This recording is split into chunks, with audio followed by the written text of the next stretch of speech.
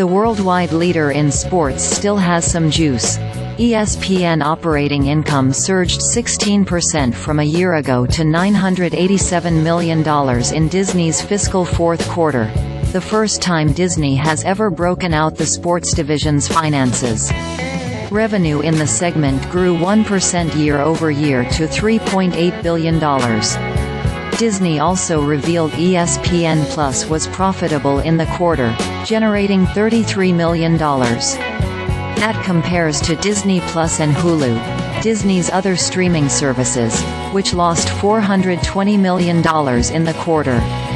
While Disney's other linear network revenue fell 9%, ESPN's gains in both operating income and revenue suggest the business isn't foundering, even as sports rights makes up 40% of Disney's overall content spend.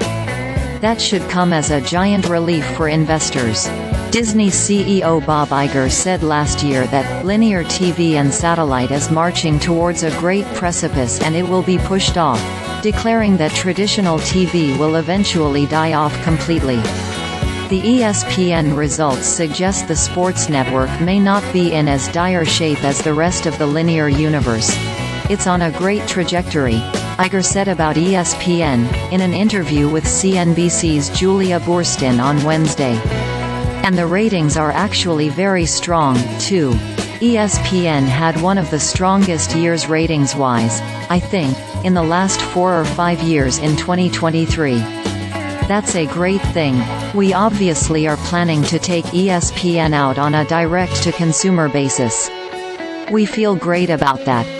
While Disney is still a year away from breaking even in its streaming business, according to the company's own estimates, ESPN Plus already turns a profit. While linear network advertising fell, ESPN advertising had a modest increase in the quarter, Disney said in its earnings statement. None of this erases ESPN's existential crisis of surviving in a streaming-first world rather than the cable bundle. But it does suggest that ESPN isn't as much in crisis mode as some investors have feared.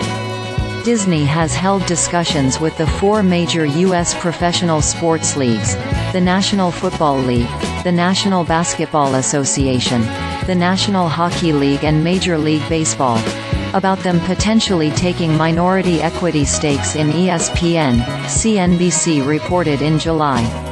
Disney has also had discussions with other technology companies that can add either marketing support, technology support or possibly content support, Iger said in a CNBC interview Wednesday.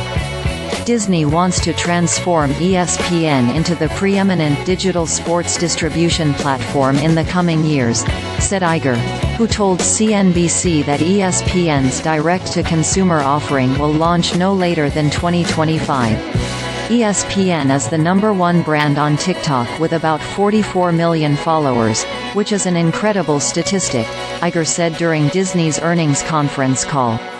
We feel leaning into it is the smart thing to do because of its unique quality, how popular it is, and how profitable it's been.